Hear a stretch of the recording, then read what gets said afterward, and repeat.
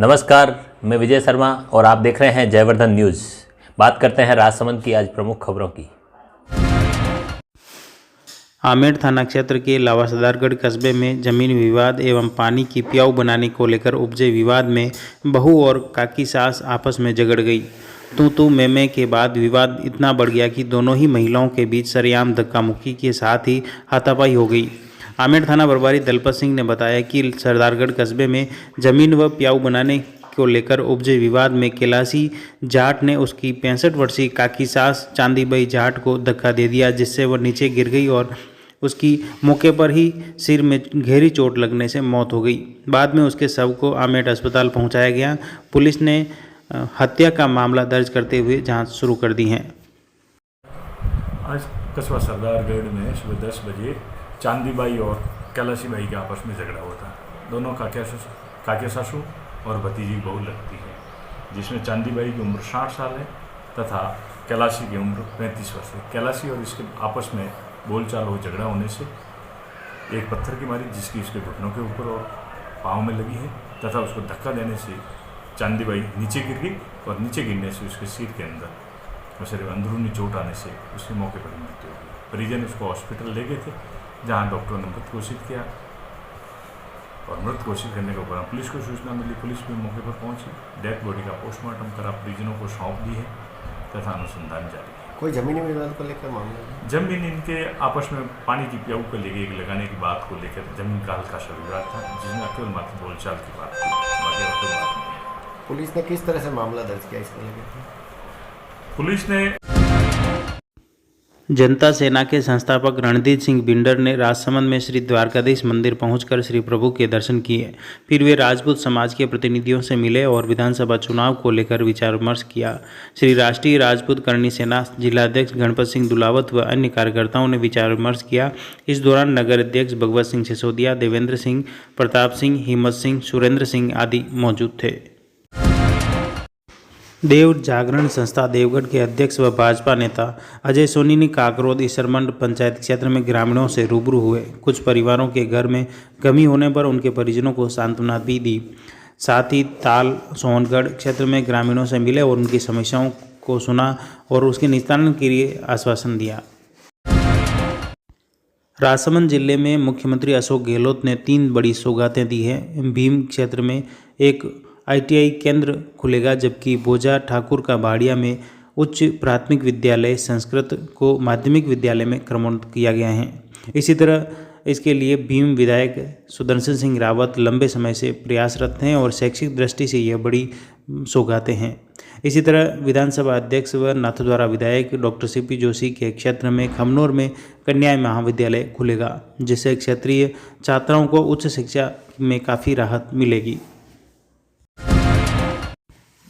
राजसमंद सांसद दिया कुमारी ने संसद में कहा कि कुंभलगढ़ क्षेत्र आदिवासी बहुल क्षेत्र है, जहां ज़्यादातर बच्चे प्राथमिक शिक्षा भी ग्रहण नहीं कर पा रहे हैं। प्रधानमंत्री द्वारा देश भर में 750 एकलव्य मॉडल स्कूल खोलने की घोषणा की, जिसमें से एक मॉडल स्कूल कुंभलगढ़ क्षेत्र में खोलने की सख्त जरूरत बताई। सांसद ने प्रधानमंत्री से अनुरोध किया कि कुंभलगढ़ क्षेत्र में मॉडल स्कूल खुलेगा तो क्षेत्रीय आदिवासी छात्रों को काफ़ी राहत मिलेगी।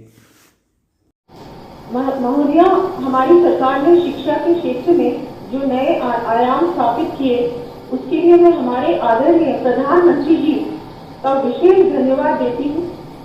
एक लंबे अंतराल के बाद 36 वर्षों के बाद माननीय प्रधानमंत्री जी एवं शिक्षा मंत्री जी के नेतृत्व में हमारी सरकार ने राष्ट्रीय शिक्षा नीति 2020 को लागू किया।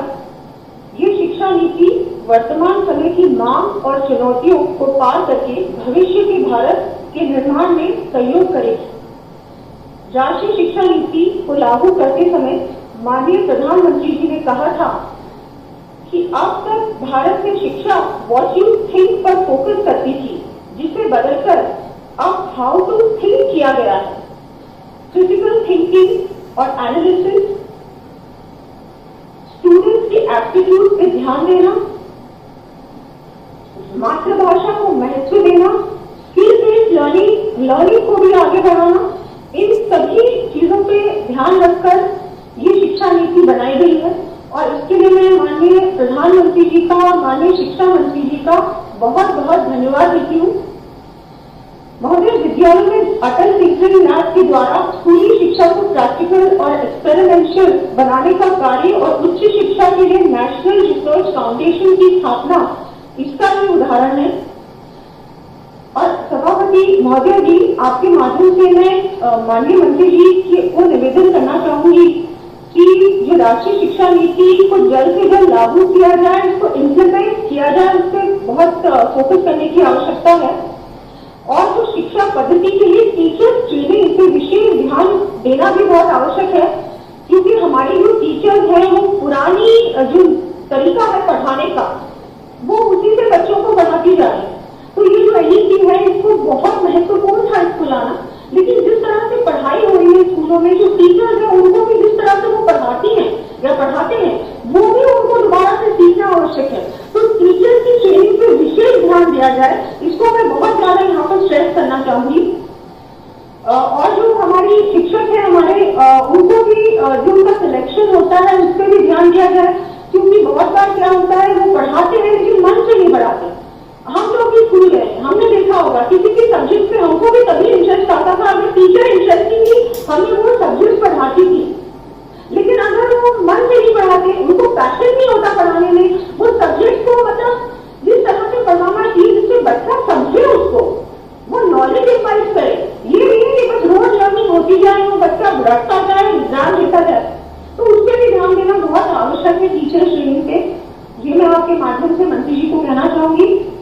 माननीय महोदय जी, पिछले 1 वर्ष की कोरोना के समय भी बहुत समस्या आई थी पढ़ने में। स्कूल और कॉलेज बंद थे, कुछ समय बाद ऑनलाइन क्लासेस भी शुरू की गई। उसमें भी बहुत समस्याएं आई, क्योंकि स्टूडेंट्स के पास लैपटॉप या टैबलेट नहीं होते हैं।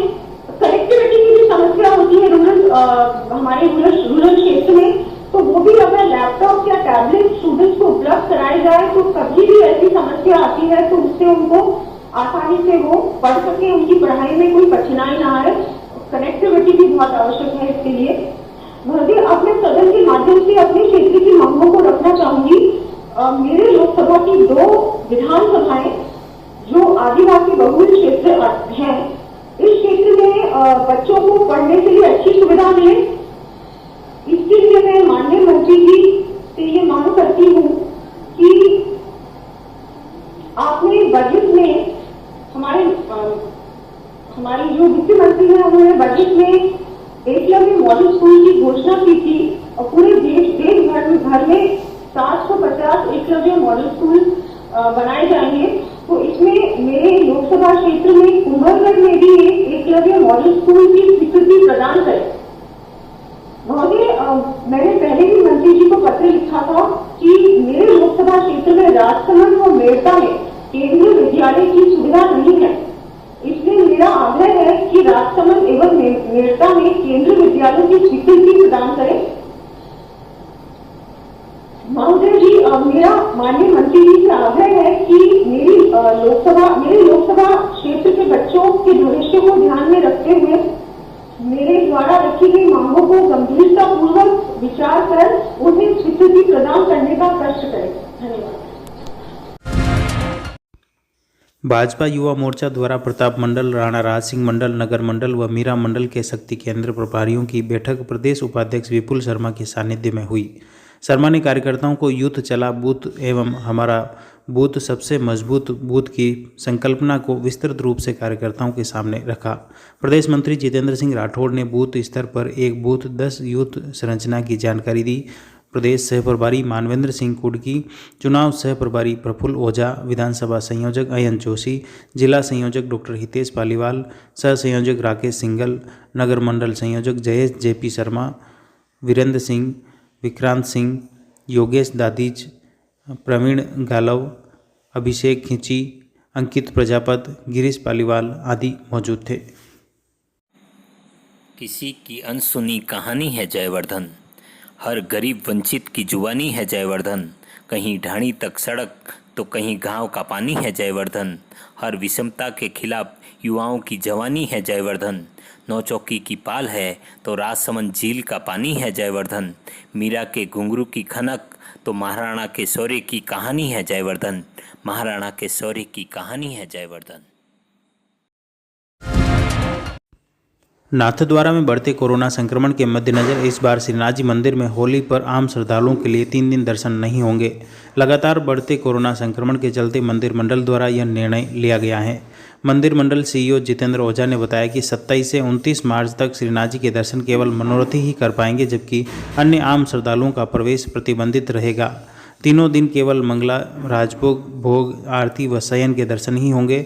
28 मार्च को मंगला दर्शन में प्रीतम पोल से ही प्रवेश दिया जाएगा, जबकि लाल दरवाजा व लक्ष्मी विलास द्वार बंद रहेंगे। इधर नाथद्वारा तहसीलदार ब्रजेश गुप्ता ने बताया कि महाराष्ट्र, गुजरात, केरल, पंजाब, हरियाणा व मध्य प्रदेश से आने वाले यात्रियों की यात्रा शुरू करने से पहले 72 घंटे पूर्व की रिपोर्ट देखने के बाद ही नगर में प्रवेश दिया जाएगा। इसके लिए नाथुवास चौराहे पर एक चौकी का गठन कर उसका निर्माण किया जाएगा, ताकि वहीं पर सभी यात्रियों की जांच के बाद ही नाथद्वारा शहर में श्रद्धालुओं को प्रवेश मिलेगा। सेवा मंदिर लार्सन एंड ट्रूबो की ओर से केलवाड़ा में महिला जागरूकता कार्यशाला आयोजित की गई। कार्यक्रम में मुख्य अतिथि अंटालिया व केलवाड़ा जोन अध्यक्ष हिमाबाई मुख्य अतिथि थी, जबकि कुंभलगढ़ प्रखंड सचिव अलका भारद्वाज, कुंभलगढ़ प्रखंड समन्वयक हिम्मत श्रीमाली बतौर अतिथि मौजूद थे। कार्यक्रम में महिलाओं के अधिकारों के बारे में बताया और आज महिलाओं को आत्मनिर्भर बनाने के तौर तरीके व पर विचार विमर्श किया गया। उसके बाद डिजिटल साक्षरता और मातृ स्वास्थ्य को लेकर भी विशेष जानकारी दी गई। उसके बाद मेहंदी, मटकी फोड़, गुब्बारा प्रतियोगिताएं आयोजित की गई, जबकि साक्षरता जागरूकता के लिए रैली का आयोजन भी किया गया। इस अवसर पर बाल स्वास्थ्य कार्यक्रम कुंभलगढ़ प्रभारी विक्टोरिया, मदन लाल बील, जेठाराम बील, देवाराम बील, शिवनारायण मेनारिया, अनुपमा, जसवंत कुमार आदि मौजूद थे। इसी तरह राजसमंद की खबरों से जुड़े रहने के लिए सब्सक्राइब कीजिए YouTube चैनल जयवर्धन न्यूज़।